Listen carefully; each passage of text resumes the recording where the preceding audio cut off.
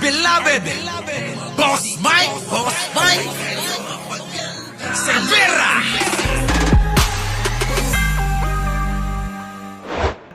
Benz Dizon, napamura sa kanyang tauhan. Alam nyo, ganito ang gusto ng mga tao ngayon eh. Sa mga Tignan nyo mga kababayan ko. Siyempre, nandyan ho yung epal na kalbo na matanda, no? Sino? Itong si Bida-Bida. Sino? Si Magalong, Bida-Bida dyan, no? Hindi naman. Lagi na lang sumasama eh. Advisor lang siya, ano? Mga kababayan ko. Ito na. hindi ka na naawa dun sa mga estudyante dyan, saka yung mga tao dito. Nako. Hindi mo ba sila iniisip? Kasi Putang ina mo, bakit ka nagbayad ng... narinig nyo mga kababayan ko? Narinig nyo? Ayan ikaw sabi hindi mo ba iniisip yung mga taong nakatira dyan? Hindi mo ba iniisip yung mga taong nahihirapan? Hindi mo ba iniisip yon? Oo. Tapos sumagot mga kababayan tong kawani ng DPWH ay napamura si Benz Dizon. Oo. Hindi ka na naawa dun sa mga estudyante dyan, saka yung mga tao dito. Hindi mo ba sila iniisip? Putang ina mo, bakit ka nagbayad ng hindi complete? Sasagot ka pa kasi. Sasagot ka pa. Yan lang, mura ka tuloy. Ang lutong nun Mga kababayan, hindi ko inaasahan na ganito pala si Benz Dizon Putang ina mo, bakit ka nagbayad ng... Diba? Putang ina mo, bakit ka nagbayad ng hindi complete? Kita mo, nangangatwiran pa kasi mga kababayan.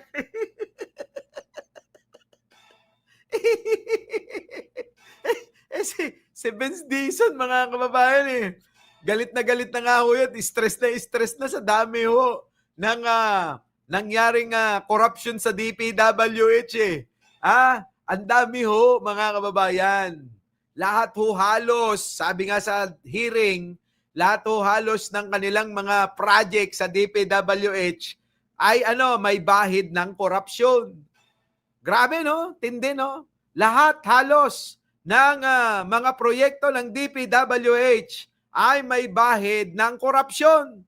Kawawa naman ho mga kababayan yung mga tao na walang kinalaman ako'y naniniwala pa rin naman na marami pa rin mga empleyado ng DPWH na nagtatrabaho ng maayos, tapat sa kanilang tungkulin, Pero etong hinayupang na itong nakaitim, abay sasagot-sagot pa kasi.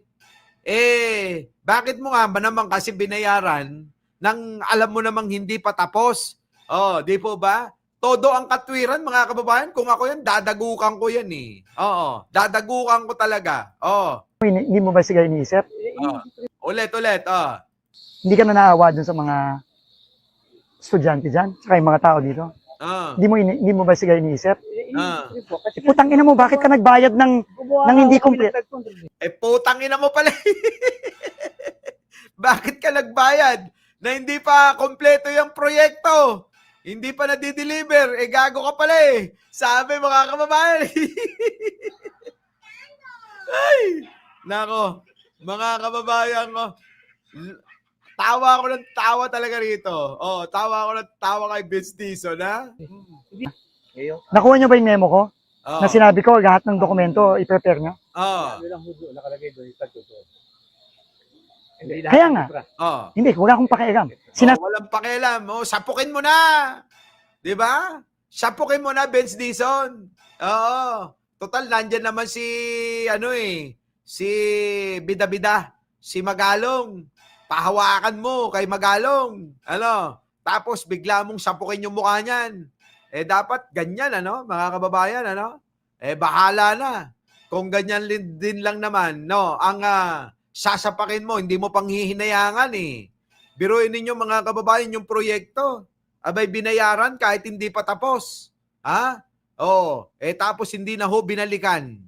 Hindi na ho binalikan mga kababayan yung pong proyekto na yan para ho sana kumpunin at ayusin para mapakinabangan. Kaso wala, nga. Nga ho mga kababayan. Sabi ko na sa'yo ngayon, lahat ng infra, bigay mo. Gago ka tignan nyo ho, galit na galit ang dami yung problema, pati nga ho sa Maynila, problema ni Benz Dizon yan problema ho. Eto, tignan nyo. Kailangan ko ng technical report. Tignan nyo mga kababayan, nandyan pa rin si Magalong, oh. Bida-bida. Hindi ho naaalis.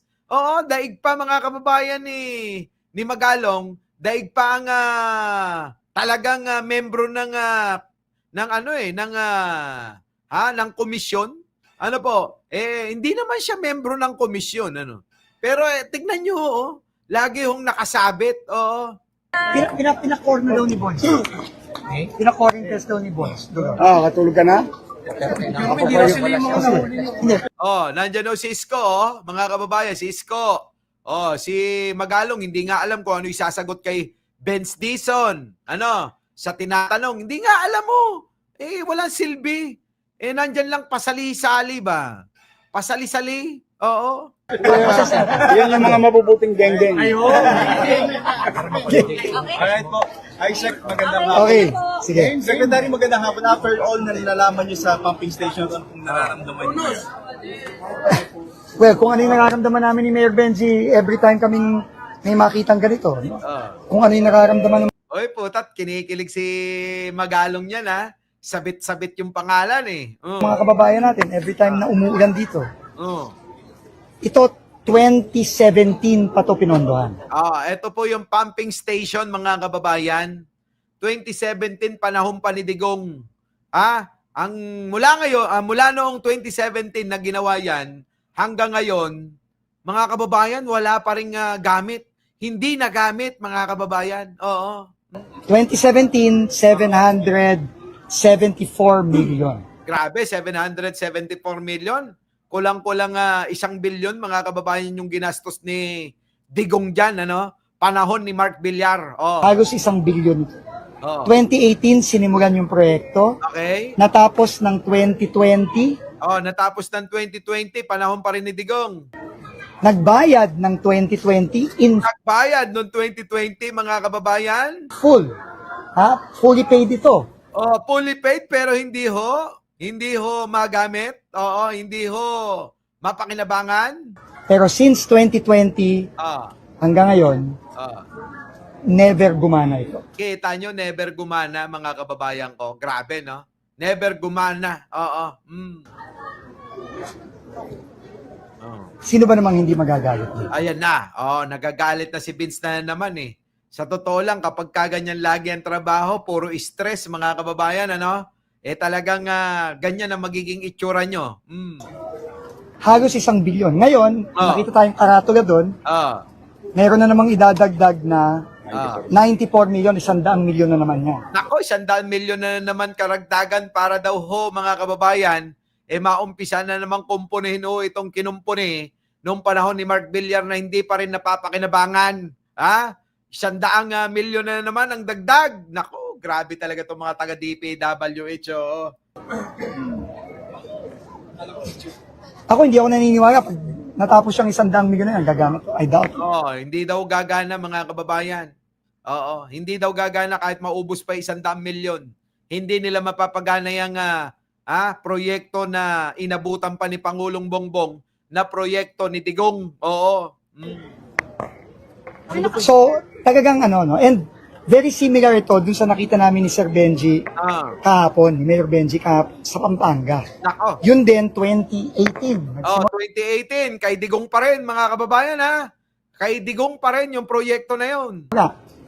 Pinondohan ng pinondohan, ilang phases, siguro mga 6 na phases. Pero, 1 taon lang, sira.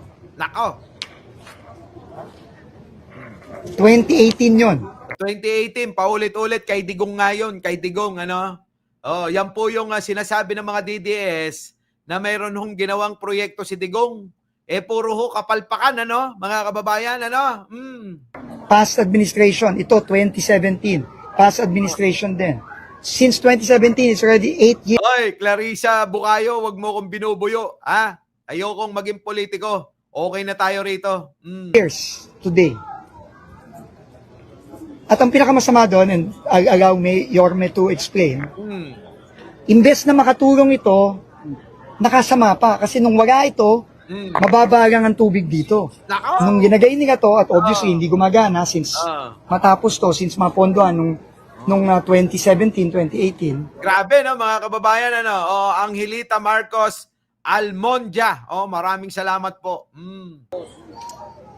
Gumrabi yung baha dito. Grabe, Kasi no? kanina pinapagalitan nyo. Alam nyo, mga kababayan, yung mga proyekto ni Digong na ganyan, hindi nga ho nakatulong talaga eh. Bagkos, mga kababayan, nakakapagpahirap pa. Ano? Lalong naghihirap po, mga kababayan, yung ating mga kababayan na nalagyan ng mga ganyang mga proyekto. Dahil hindi naman ho nagana eh, mga kababayan eh. Oh, tuloy. Medyo pinapagalitan nyo yung RD, no? Para ano po ba yung issue with continuously trying to upgrade something na posibleng hindi napag-aralan ng maayos? Yun ba yung tama? Nakikita kasi namin ni Sir Benji and he can tell you more. Oy, talagang ano yun, no? Talagang sabit na sabit si Magalong, ano? Kahit na sidekick lang dyan, no?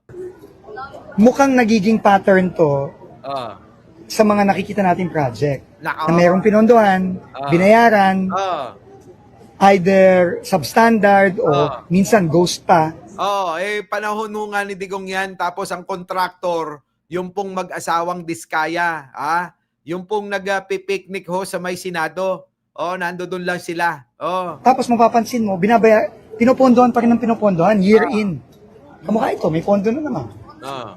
Aalimin ngayon ng ICI, ano, sana naman ang galing tong pondong to. Nako, mga kababayan, baka siningit na naman ng mga politikong mga matatakaw sa pera para magkaroon ng kickback sila. Ano? Ganun naman paulit-ulit lang. Kita nyo ho, mga kababayan, napakaraming nadamay.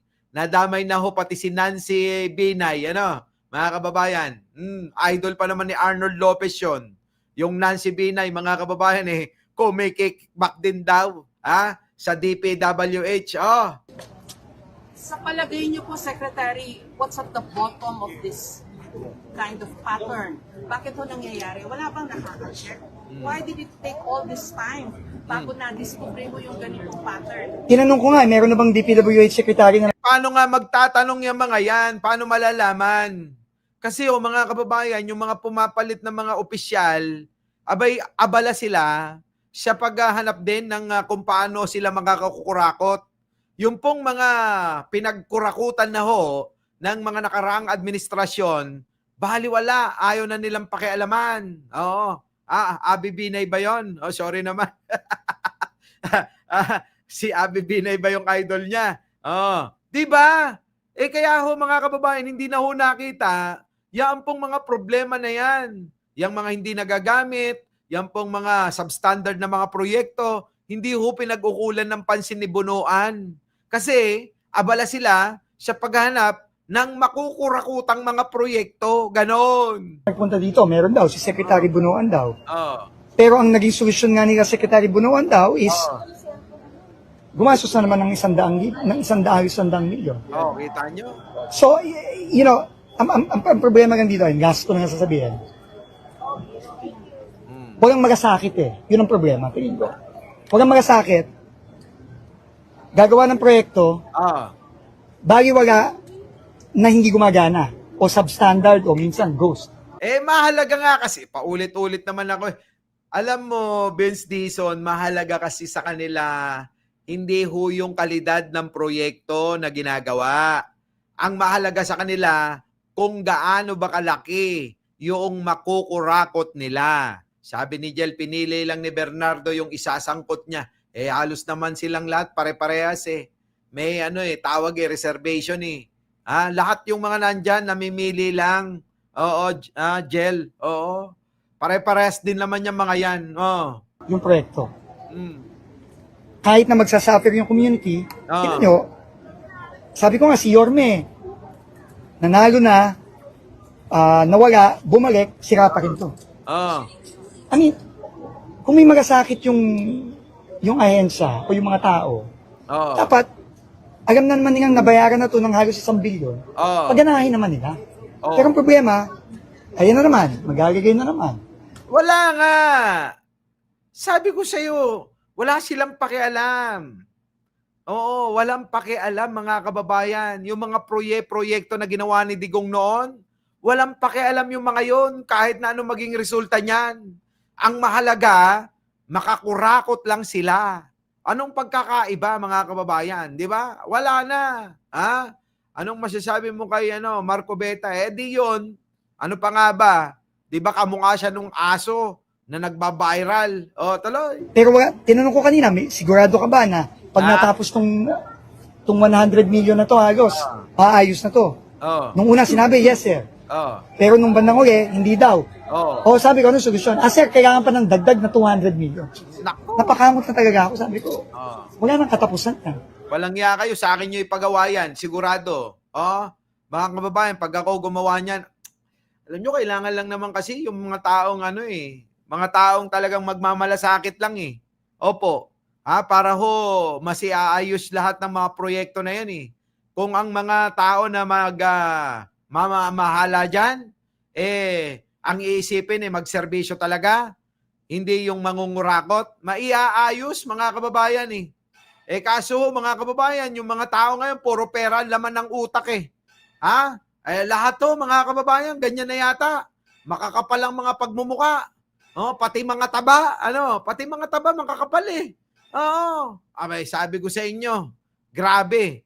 Grabe. Sobra sila mangurakot. So mga kababayan, nako, hindi pa kasi kami nagdi-dinner ni Jan Angeles, di-dinner ko lang muna at baka magtampo na, napapabayaan ko na nagre-reklamo. So mga kababayan, food trip muna tayo. So paano? Kita-kita na lang po tayo bukas, At kalap tayo ng ibang mga tatalakayin para maging updated tayo sa lahat ng mga nangyayari. So muli, mga kababayan, maraming salamat po sa inyong lahat sa pagsama ngayong gabi. Ako po ang inyong lingkod, Mike Cervera po, lagi nagsasabing, mahalin natin ang ating kapwa, pagdasal po natin lagi ang ating bansa. Maraming salamat po. Our beloved Boss Mike, Boss Mike.